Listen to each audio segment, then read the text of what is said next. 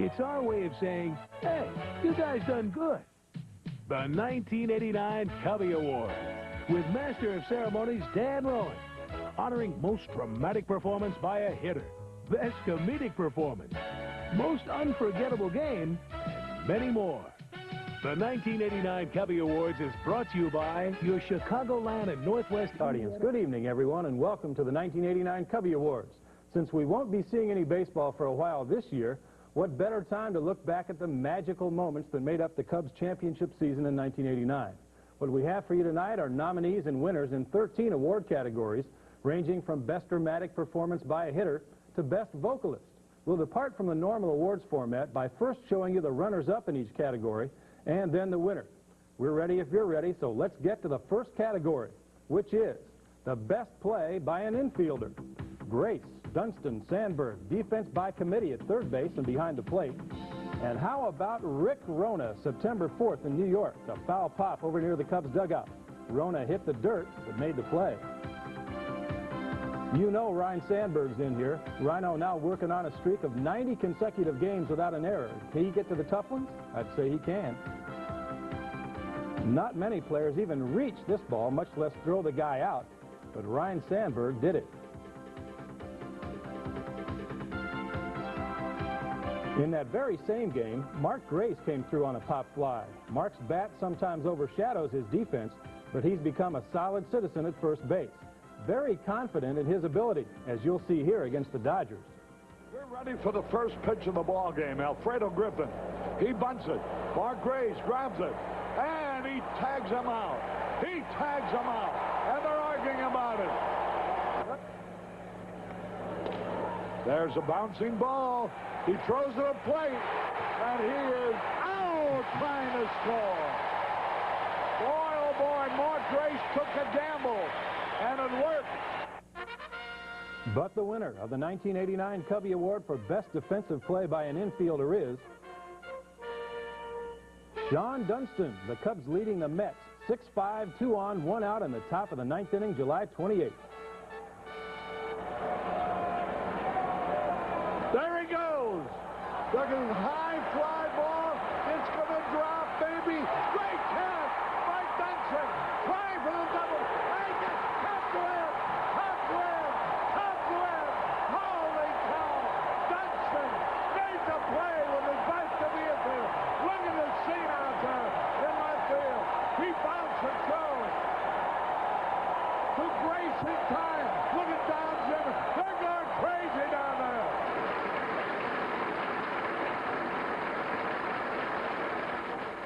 And they're going crazy in here, too. Congratulations to Shawon Dunston. Now, before we move along any further, we have to keep things legal by showing you exactly how these winners were selected. Honesty and integrity were the major factors here.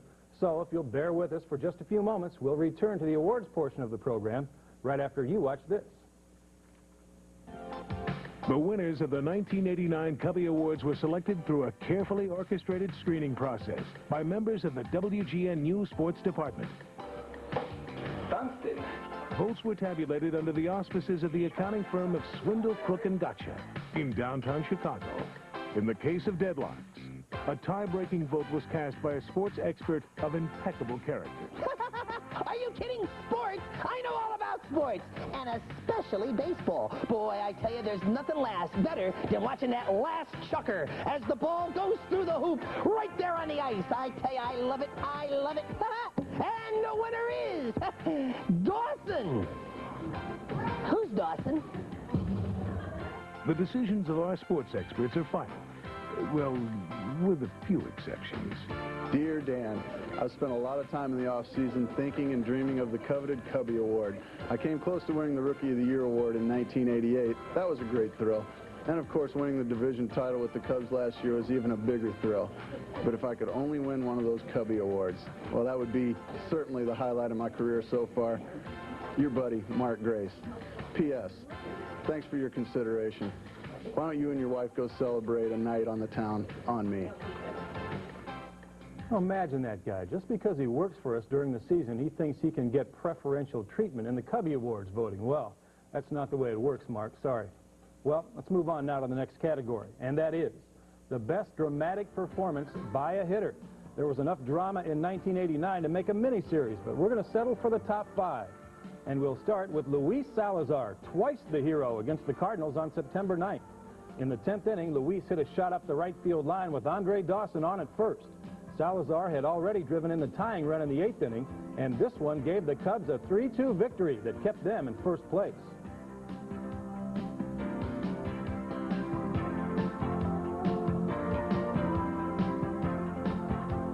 Now just a tiny little thing on June 8th by Rick Rona. Don Zimmer said, "Squeeze it." Rona got it down, and the Cubs beat the Mets 5-4 in 10 innings.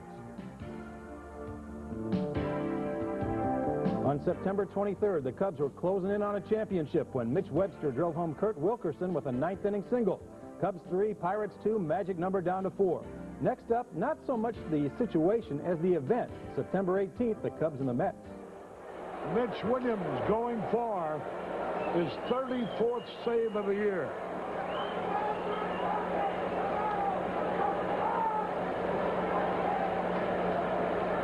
One ball, 2 strikes. There's a drive way back. Maybe it's hit it. It is. Holy cow. Mitch Williams hits a 3-run homer. Nobody can believe it except the fans. Look at the Cub dugout. Look at them all laughing. Holy cow. It's 10-4. His first major league hit. A 3-run homer. But even a home run by the Wild Thing wasn't enough to take the prize in this category, the most dramatic performance by a hitter. Geez, it's Mark Grace. He stepped up against the Mets in the 9th inning of a tie game on July 30th. It wasn't tied for long. 1 ball, no strikes. We have a fast man at second base in Jerome Walton.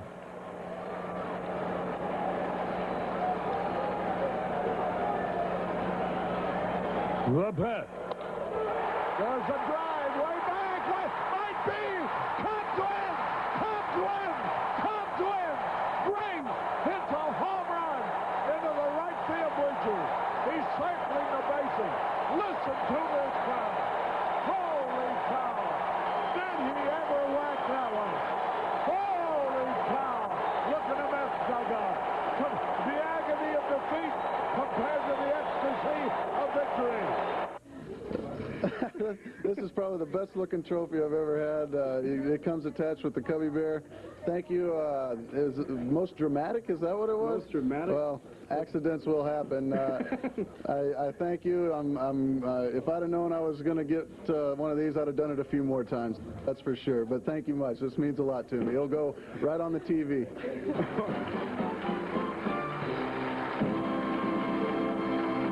Very modest when it comes to his accomplishments, Mark Grace, and a generous young man, too, as well. We'll take a break now, but there's much more yet to come, so don't go away. The 1989 Cubby Awards will continue with a look at last year's best comedic performance. Mr. Dan Rowan. Thank you very much. You know, I don't have to tell you that the 1989 baseball season was tons of fun out at Wrigley Field, but there were times when it was tons of laughs, too. With that in mind, let's move on to our next category, and that is the best comic performance of the year. You know, when you win 93 games, you're not making a lot of mistakes, but the Cubs had their moments. For example, the Cubs-Sox exhibition game where Phil Stevenson and Lloyd McClendon treated the South Side crowd to a fielding exhibition.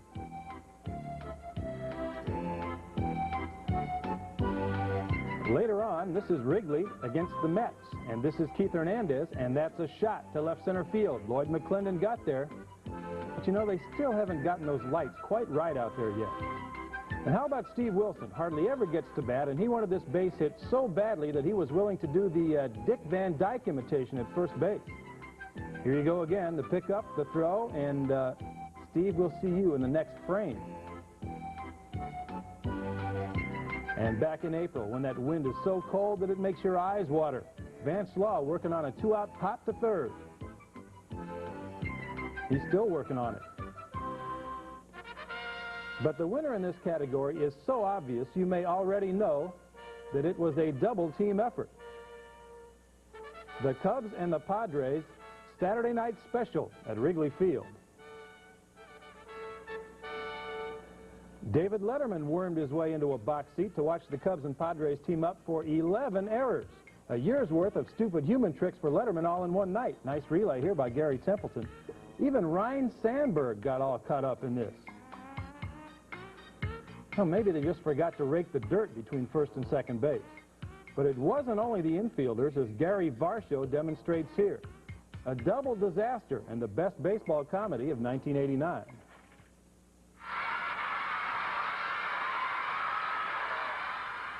Well, moving right along here, the old axiom in baseball is that pitching makes up 90% of what a ball club needs to win. And in 1989, the Cubs surprised everyone with the success of their pitching rotation. Now, the award for best performance by a starting pitcher. 3 men handled the bulk of the starting assignments. Mike Bielecki more than doubled his career victory total with 18 wins in 1989. This one on July 19th in L.A. was a jewel. A 3-hitter against the Dodgers that helped rescue the Cubs from a post-All-Star game slump.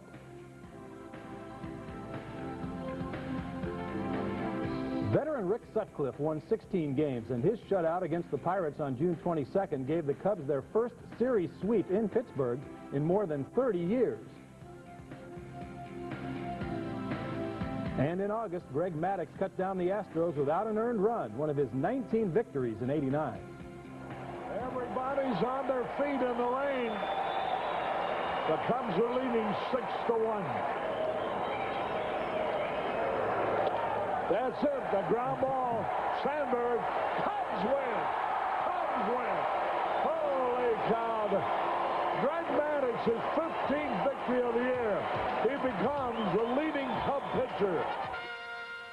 But for the winner in this category, the best performance by a starting pitcher, we backtrack to Mike Bielecki. September 12th, in the critical game against the Expos, Mike worked the game of his life. One more and it's over. 1 ball, 2 strikes. He's got to stay out there because Galarraga is the biggest strikeout man in this ball club with 144 so far. 1 more slider. See you later.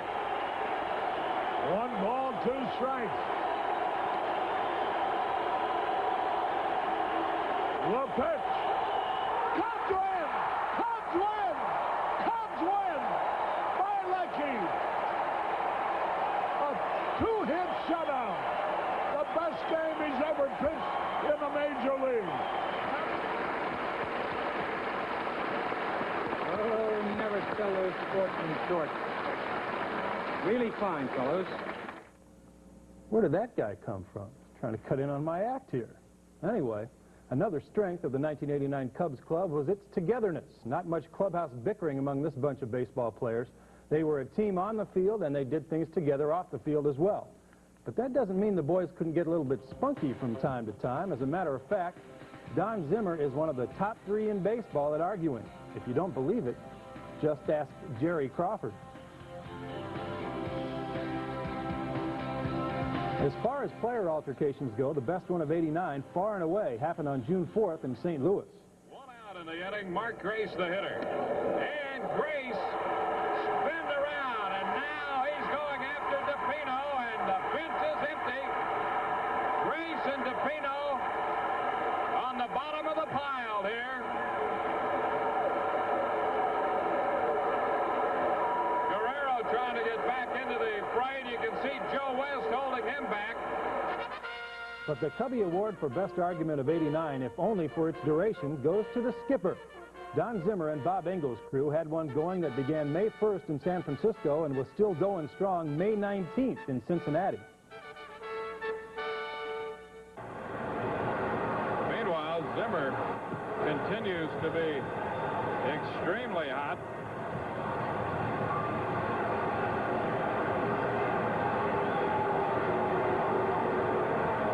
And you'll recall that on the first game of the road trip to the West Coast in San Francisco, it was this group, and in particular Bob Engel, when Kelly Downs was removed and Scott Gureltz came into the ball game for the San Francisco Giants. Gureltz got as many warm-up tosses as he felt he needed to get loose, the Giants claiming an injury. And during that argument, Zimmer knew he was right and felt that the crew that night did everything but admit that he was wrong that night. The 1989 Cubby Awards will continue with a look at last year's best performance by a relief pitcher. Ladies and gentlemen, the Master of Ceremonies for the 1989 Cubby Awards, Mr. Dan Rowan. Thank you. Thank you very much, and welcome back. We've arrived at a very special segment in this show. Before the 1989 season began, there was a controversial trade struck between the Cubs and the Texas Rangers. The Cubs gave up a high-potential player in Rafael Palmeiro, not a popular deal in Chicago. But in return, the Cubs received, among others, relievers Mitch Williams and Steve Wilson. It may have been the deal that won the Cubs the championship. Our next category, the best performance by a relief pitcher. Both Williams and Wilson made the list here, and so did Scott Sanderson. August 6th in Pittsburgh, the Rally Caps had come on in extra innings.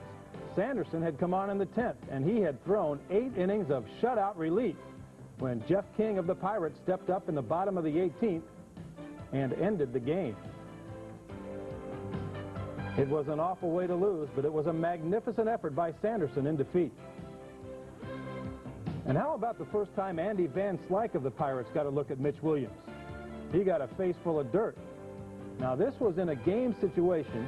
Mitch had gone 3-0 on Van Slyke, who obviously had no idea what to expect from the Wild Thing next. Well, Mitch hung in there. Not exactly a conventional strike right here, but it helped Mitch run the count to 3-2. And after all that, where did Mitch put the payoff pitch? Right on the black. See you later, Andy. Les Lancaster is a runner-up in this category, more for his consistency than anything else. Lancaster worked a team record 30 2/3 innings without giving up a run after the Cubs called him up from Iowa June 24th. And let's not overlook Steve Wilson against the Dodgers on May 7th. He inherited a bases-loaded, 2-out situation with 2 balls on the batter, Franklin Stubbs. Wilson would get Stubbs to foul out to the catcher, and the Cubs went on to beat Oral Hershiser and the Dodgers by a final score of 4-2. But this award was spoken for on the very first day of the '89 season. Cubs leading Philadelphia by 1 in the 9th. Mitch Williams to the mound for the first time in a Cub uniform. If you saw it, you'll never forget it.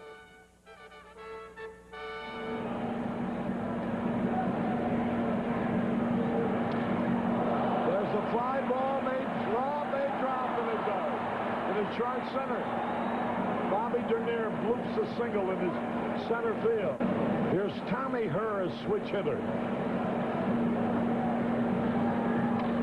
Line drive, base hit in the left field. And now they have the tying and winning runs on base with nobody out. Herr single to left. And here's Bonnie Hayes, a tough man to double up. Good power, good hitter. Ground ball, that's going to be a hit. Bases are loaded with nobody out. With a count of 0-2, Ron Hayes hit the ball off the end of the bat and got an infield hit out of it.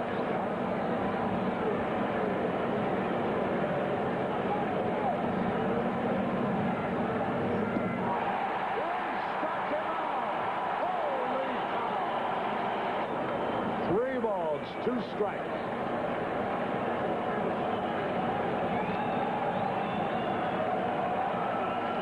24-year-old left-hander, Mitch Williams. Hey, struck him out. Holy cow. 2 men out. Mark Ryle. The pitch. He struck him out. He struck him out. Holy cow. Cubs win. Cubs win. Look at that picture of ecstasy on the field. And here in Arlington, Texas, the home of Mitch and Dee Williams, We're happy to award Mitch this trophy for that outstanding opening day performance, which Dee saw in the gift shop. She wasn't big enough to hang in there with him. But a great effort, and Mitch, I know this will go down as one of the highlights of your baseball career, the 1989 Cubby Award. Congratulations. Well, thank you, Dan.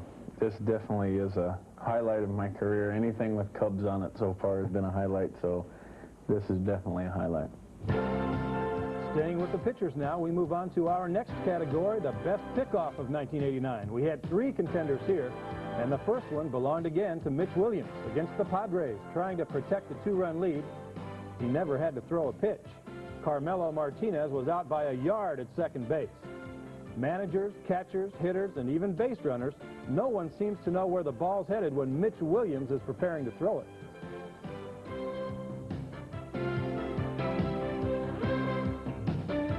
Our next contender is a product of Rick Sutcliffe's veteran guile against Houston. Not much more than a lob throw here, but he put it right on Bill Doran's arm for the out. Grace never had to move the glove on the toss by Rick Sutcliffe. And the winner of the 1989 Cubby Award for Best Pickoff, once again, it's Mitch Williams. September 11th, the Cubs lead Montreal 4-3, 2 on and 2 outs in the 9th inning. Nelson Santovenia hitting .259, 5 home runs. Rex Hudler, the tying run at second.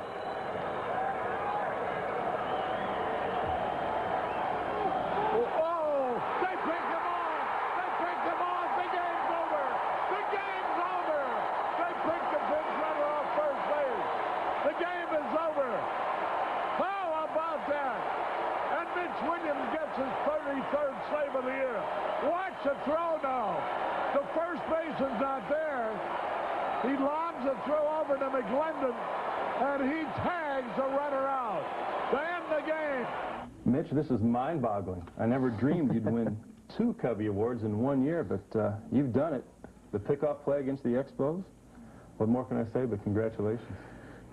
Thank you. This, like I said before, this is a highlight. I just don't know what to say. My wife and I thank you. My kids thank you, Dan, and my dogs thank you. And they'll probably be chewing on this teddy bear before long.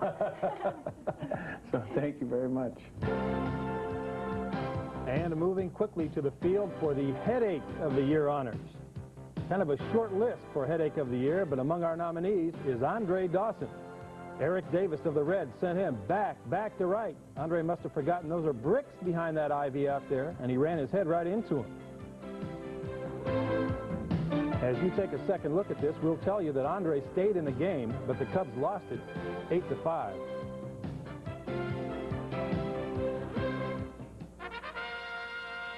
And the winner of the 1989 Cubby Award for the Headache of the Year is none other than Mitch Williams. It all happened in Pittsburgh on August 5th, though I'm not so sure Mitch can remember it.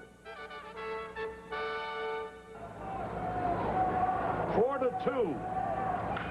Oh, got him in the face. Oh, my my goodness. He was hit in the face by a line drive. Oh, man. He is hurt. He's on all 4 now. He's trying to get up. You know, his pitching motion carries him towards the third base line. Well, Mitch, I don't know what to say. I mean, you gave Don Zimmer enough headaches during the year, and you were willing to stick your head in front of a line drive just to win 3 of these coveted Cubby Awards in 1989. Incredible performance. Well, thank you. This is probably my proudest moment accepting the Headache of the Year award. I know that I've prided myself on being a headache for many years. With 3 of these, I'm starting to feel a lot like that Bonnie Raitt at the Grammy Awards the other night. They're getting heavy, but this one here, this is what it's all about, being a headache. Isn't it, hon? No doubt. I've perfected it. You have. Thank you. In more ways than one.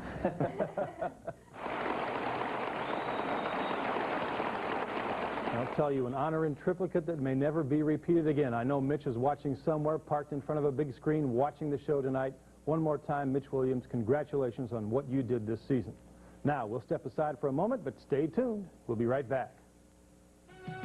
The 1989 Cubby Awards will continue with a look at last year's best play by an outfielder. Ladies and gentlemen, the Master of Ceremonies for the 1989 Cubby Awards, Mr. Dan Rowan.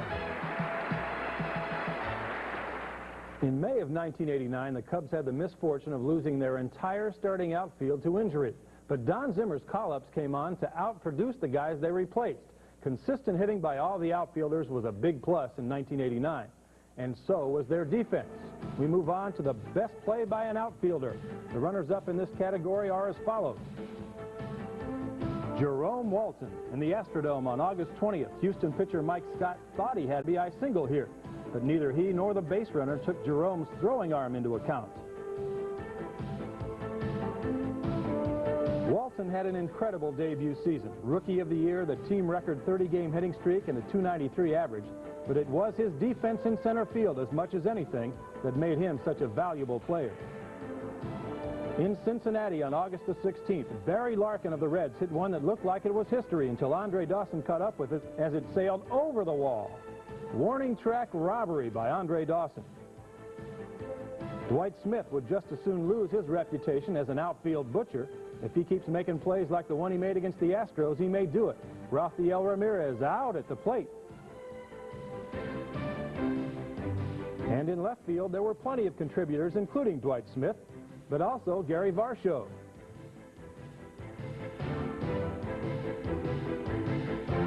And Lloyd McClendon.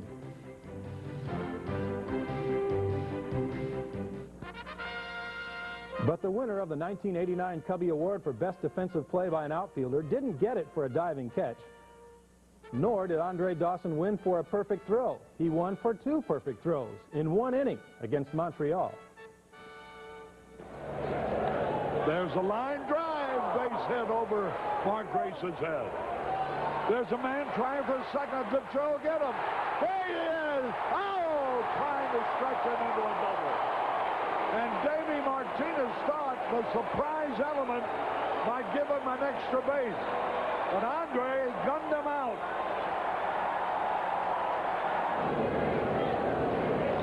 Base hit. There's a man trying to score to throw to the plate. He might get it. He is out. It's a play. Holy cow. Andre Dawson. Andre's pitching a better game than Sanderson. With his offensive numbers down some last year, Andre Dawson found other ways to contribute to the cause. In '89, though, all the great plays didn't come from outfielders, nor from infielders, for that matter. When so many foul balls and home runs fly into the stands, somebody has to make the play out there, and somebody did. Here's a man whom neither rain nor snow nor his job would deter from having a souvenir. There's a shot deep to left, way back, kiss it, goodbye. It's a fair ball and a home run for Andre Dawson. It's across the street, and the scramble is on. A 3-run blast for Andre Dawson. It looked like the mailman got it. Andre Dawson delivering the mail, and the mailman getting the baseball. Boy, he's happy. He put it away in the mail truck, and you better not mess with the U.S. mail. Where were you when Dawson hit the ball? Well, I had just pulled up to talk to my friend, and I told him, he said, "What you doing over here?" I said, "I get out to get a home run," and the ball come flying over the fence. All right, boy, I'll tell you, you might be our favorite postman from now to the end of the season. Congratulations. Thank you. I'd like to say hello to my mother-in-law, my wife, and my kids, and thank you, Andre. He said hello to everybody and almost said goodbye to his job for leaving that truck unguarded. But the winner for Best Catch by a Fan is... I had no idea. I can't believe this.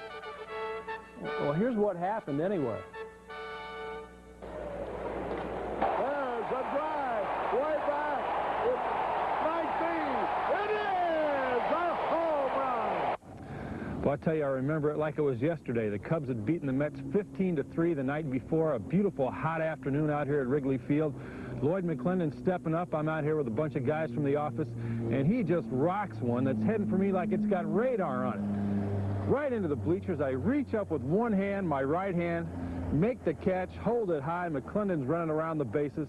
It's just a great moment, you know. And later on, I told Lloyd, I said, you know, I'm the guy that caught your home run out in the left field bleachers. And he said, boy, I knew I was losing the pop in my bat. And that's baseball humor. That was supposed to be funny. That meant that if I caught it, he couldn't have hit it very hard. But I was thinking a little bit about this catch that I made out here, and I thought, you know, there's just a little bit of Roy Hobbs in all this. What if they made a movie out of it?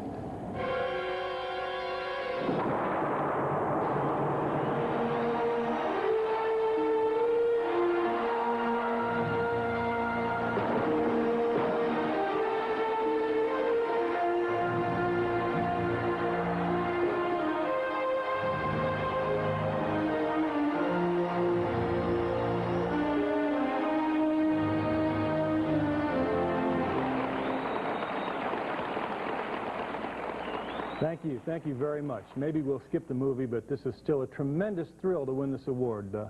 Al, you want to hold this for me till the show's over with?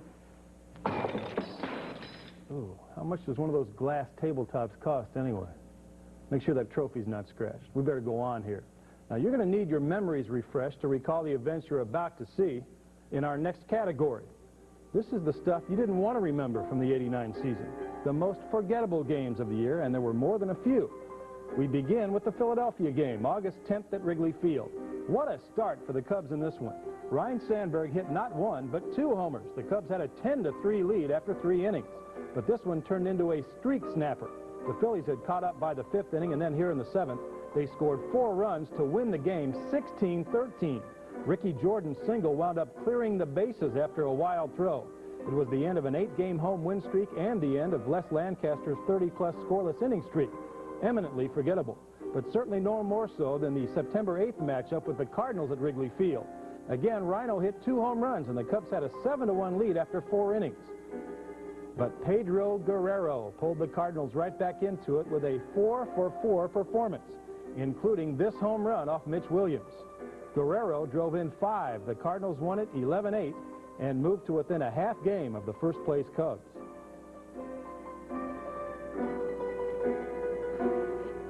And in Houston on August 18th, a foreboding start to a road series against the Astros. Early on, Shawon Dunston came through with a clutch hit, a fly ball down the right field line that went for a triple, and the Cubs were out to a 5-0 lead early in the game.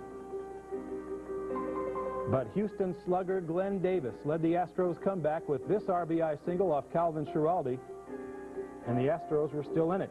The Cubs still had a 5-3 lead as they went to the 9th inning. But that's right, Jim, you could see it coming. And it finally happened when Jeff Pico walked in the winning run in the bottom of the 9th. The Astros 6, the Cubs 5, and Houston went on to sweep that series. But by far the most forgettable game of the '89 season as far as the Cubs were concerned, in San Francisco, Game 5 of the National League Championship Series against the Giants, the one that sent the Cubs home for the winter. And as you'll remember, you can blame most of it on Will Clark. In the 8th inning against Mitch Williams, Clark won the battle, as he did against just about every Cub pitcher who had to face him. His base hit gave San Francisco the lead, with only the 9th inning yet to play. You may have a dim memory of a Cubs rally in that 9th inning, but it all ended here on Ryne Sandberg's ground ball to second. Over to Clark it went, and the Cubs' unforgettable season was over. The most forgettable game of the 1989 year.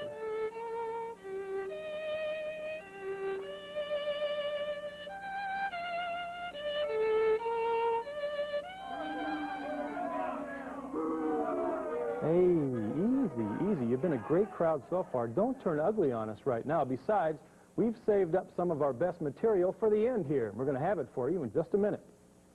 The 1989 Cubby Awards will continue with a look at last year's most unforgettable game. Ladies and gentlemen, the Master of Ceremonies for the 1989 Cubby Awards, Mr. Dan Rowan. Once again, thank you very much. Now, we made you look at the games you tried to forget about during the '89 season, so in the interest of fair play, and we've shown that we have a sense of that, we're going to take you now the other way in our next category, the most unforgettable games of 1989. This is the fun stuff, and it starts with a July 20th home game against San Francisco. The Cubs rallied for 3 in the 9th to tie and then won the game here in the 11th when Les Lancaster doubled in Kurt Wilkerson. Lancaster only got a chance because Don Zimmer had used everybody else trying to come back. And like most of what Zim did in 1989, it worked like a charm. This is August 15th, Riverfront Stadium, Cincinnati. 12th inning, Andre Dawson in a 5-for-63 slump. And he launched it. Say what you want about Dawson, he generally picks his spots pretty well. A 3-run shot that sent the Cubs to a 5-2 victory over the Reds, and Mitch Williams picked up his second win. And what must Don Zimmer have been feeling on August 27th? The Cubs tied Atlanta on a fluke check swing hit by Darren Jackson in the 9th, and won it here in the 10th when Dawson singled in Jerome Walton. The Cubs had lost 7 out of 8, and this one got them back on track. Of course, who'll ever forget September 26th in Montreal? The Cubs about to reduce their magic number to 0. Hold everything. The beads as well. 1 ball, 2 strikes. The pitch. Hey, Cubs win the division. Cubs win the division.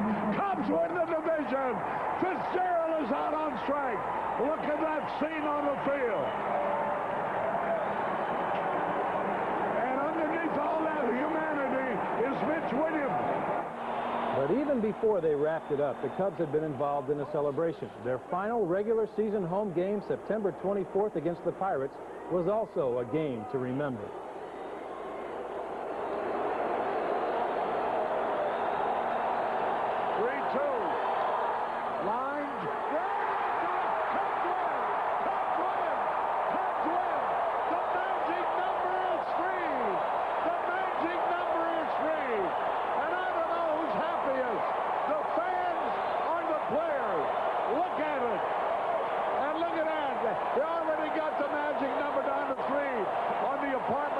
The street.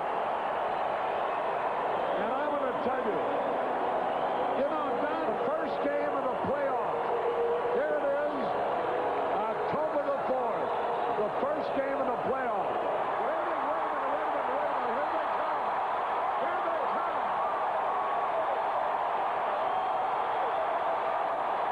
There's Mark Grace. He's already taken his shirt off. Circle the ballpark.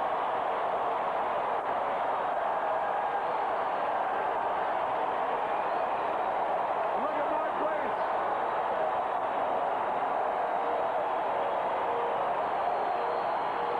And Zimmer without his cap.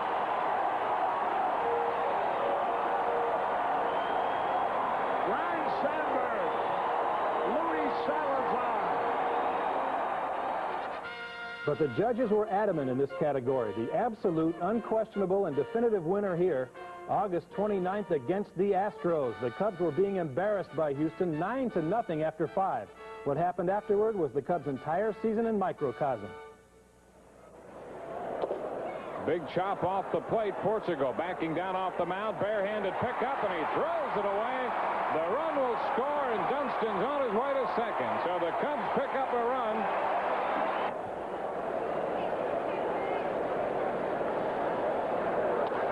He lines it into right center for a base hit. Another run will score. Young overruns the ball, but Ramos hangs on at first. An RBI single for Domingo Ramos. It's 9-2. There's a drive in the center field. Way back. Might be. Hit it! A 9-4 game. The second home run McLendon has hit in 2 days. Line drive right field. Another run will score. As Smith rifle a single to right. 9-5 now. Base hit in the right field. 1 run in. Another man going to third. And 9-6. And now the tie runs at the plate.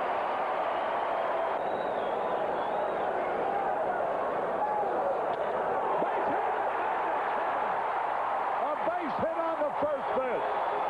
And McLendon drives in his 3rd run of the day. His 35th of the year. It's a 9-7 game now.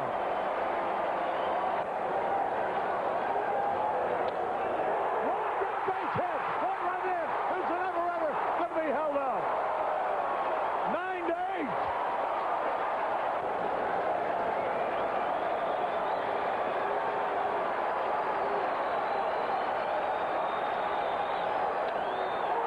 There's a fly ball. Should tie it up. Tagging up. Scoring easily. The game is tied. A bleacher fan with that chart is down to what I said before. 1 to win. 2 balls, 2 strikes. Cubs win! Cubs win! Cubs win! Holy cow! Cubs win! Cubs win! After being behind 9-0. Cubs win! And look at them. They're mobbing Dwight Smith, who drove in the tying run and now the winning run. And listen to this crowd. Not a soul has left the ballpark. Holy cow! It was the greatest Cub comeback in 59 years. Ironically enough, the key player in that rally, Dwight Smith, is also a nominee in our next category for an entirely different skill. Smitty, during the year, lived up to his reputation as a clubhouse Caruso. His voice and the familiar voice of Wayne Messmer got high marks in 1989.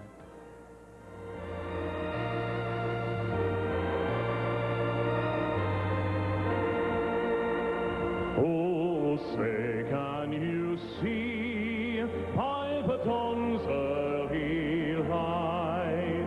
What so proudly we hail at the twilight's last gleaming, whose broad stripes and bright stars through the perilous fight, o'er the ramparts we watched were so gallantly streaming, and the rockets' red glare, the bombs bursting in air, gave proof through the night that our flag was still there. Oh, say does that star-spangled banner yet wave o'er the land of the free and the home of the brave.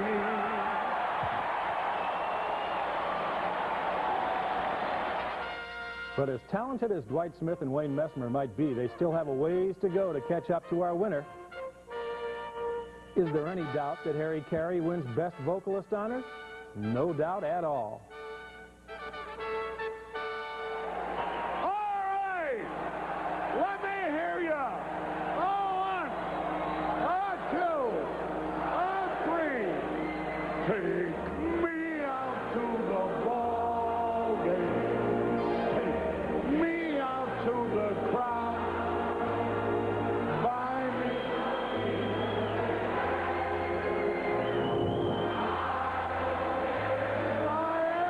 Get back, oh, it's root for the Cubbies.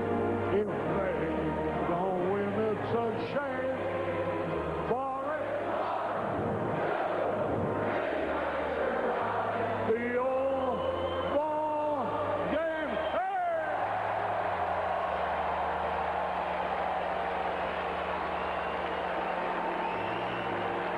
The 1989 Cubby Awards will continue with a music tribute to the Cubs' division-winning year. Ladies and gentlemen, the Master of Ceremonies for the 1989 Cubby Awards, Mr. Dan Rowan. Thank you and welcome back. As we get ready to wrap up this first annual Cubby Awards telecast, we've honored many of the heroes of the 1989 Cubs season. But as you know, baseball is a team game. Relay throws, giving yourself up to move a runner into scoring position, all the little things add up to victory. With that in mind, a tribute now to the effort of the Cubs team that won the Eastern Division Championship.